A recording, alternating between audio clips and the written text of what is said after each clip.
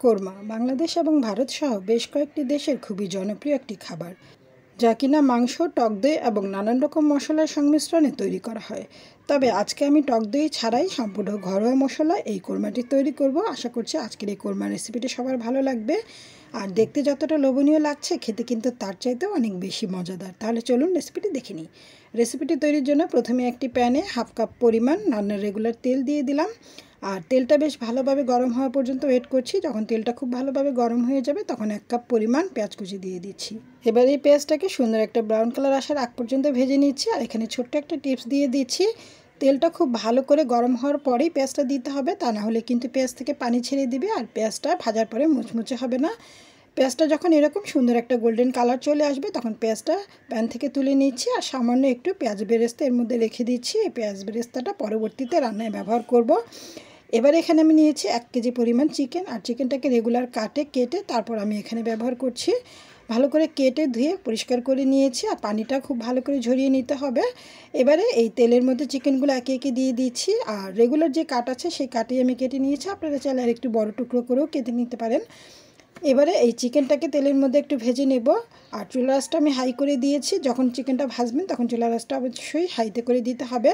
এরপর এখানে স্বাদ অনুযায়ী লবণ দিয়ে দিচ্ছি আর দিয়ে দিচ্ছি চিমটি পরিমাণে হলুদ, সুন্দর একটা রঙের জন্য দিচ্ছি, তবে আপনারা চাইলে এই হলুদটা স্কিপ করতে পারেন।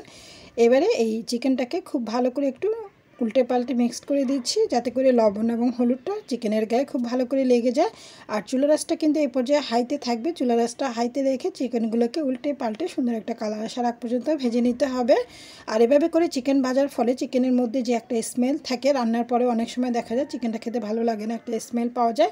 এভাবে করে তেলের মধ্যে এবং পেঁয়াজ বেরেস্তার মধ্যে যদি আমরা চিকেনটা ভেজে নিই, সেক্ষেত্রে কিন্তু এই চিকেনটা খেতে কোনো রকম স্মেল লাগবে না, চমৎকার একটা ফ্লেভার পাওয়া যাবে, এক্সট্রা স্মেলটাও থাকবে না।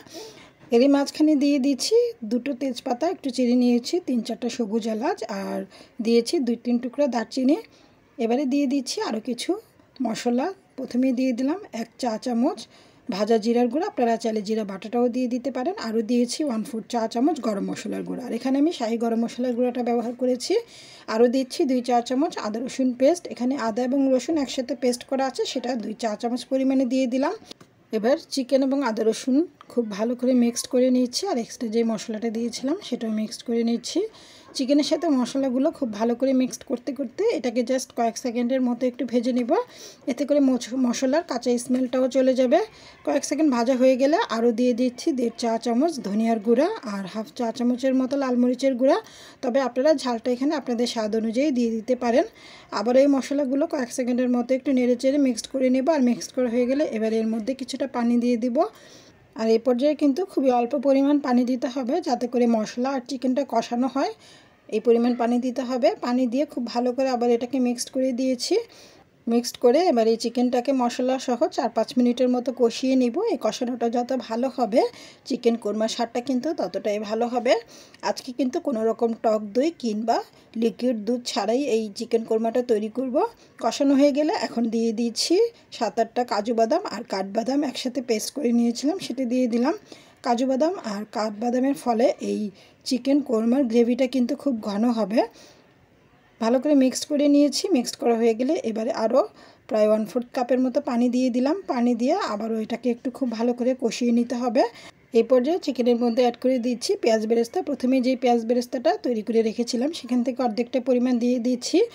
আরও দিচ্ছি একটি জয়ফলের 4/1 ভাগ আর 1 টুকরো জয়ত্রী একসাথে বেটে নিয়েছি, সেটা দিয়ে দিচ্ছি। আর এই রান্নায় অবশ্যই পেঁয়াজ বেরেস্তা ব্যবহার করার চেষ্টা করবেন, এতে করে রান্নার স্বাদ যেমন ভালো আসবে তেমনি দেখতেও কিন্তু অনেক চমৎকার লাগবে। এবারে দিয়ে দিচ্ছি 2 চা চামচ ফুল ক্রিম মিল্ক পাউডার। আর এখানে কিন্তু 2 চা চামচ একসাথে দিব না, 1 চা চামচ দিয়ে ভালো করে মিক্সড করে নিয়ে আরও কিছুটা পেঁয়াজ বেরেস্তা দিচ্ছি। তারপর আরও 1 চা চামচ আমি গুঁড়ো দুধ দিয়ে দিলাম। এখানে কোনো রকম লিকুইড দুধ কিংবা টক দই ব্যবহার করা হবে না, এই গুঁড়ো দুধ দিয়ে চিকেন কোরমাটা তৈরি করেছি আজকে। আর খেতে কিন্তু স্বাদ হয়েছিল এক কথায় অসাধারণ। ভালো করে মিক্সড করে নিয়ে এরপর দিয়ে দিব গরম পানি। এখানে কিন্তু কোনো মতেই ঠান্ডা পানি ব্যবহার করবেন না, একেবারে গরম পানি, ফুটন্ত গরম পানি এখানে ব্যবহার করবেন, এতে করে রান্নার স্বাদটা অনেক বেশি ভালো হবে। গরম পানি দিয়ে এটাকে ঢেকে দিলাম আর ঢেকে দিয়ে প্রায় 20 থেকে 25 মিনিটের মতো এই চিকেনটাকে রান্না করে নিয়েছি, আর এতে করে আমার চিকেনটা অলমোস্ট ডান। এখন এতে দিয়ে দিব ফ্লেভারের জন্য 2-3টা কাঁচামরিচ, 1 চা চামচ ঘি আর সামান্য একটু পেঁয়াজ বেরেস্তা। এবারে সব কিছু একসাথে জাস্ট আলতো করে একটু দুলিয়ে দিচ্ছি।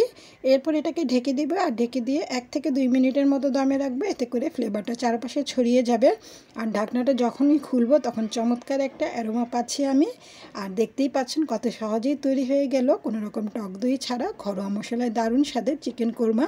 আর গ্রেভিটা ঠিক এরকম ঘন হবে, অনেক বেশি পাতলা না, অনেক বেশি ঘন না। চুলা থেকে নামিয়ে গরম গরম পরিবেশন করছি। প্লেন পোলাও, নান কিংবা পরোটার সাথে পরিবেশন করতে পারেন। আর দেখতেই পাচ্ছেন কতটা লোভনীয় লাগছে। আশা করছি আজকের এই রেসিপিটি সবার ভালো লেগেছে। সবাইকে ধন্যবাদ জানিয়ে আজকের মতো এখানেই বিদায় নিচ্ছি। সবাই ভালো থাকুন। আল্লাহ হাফিজ।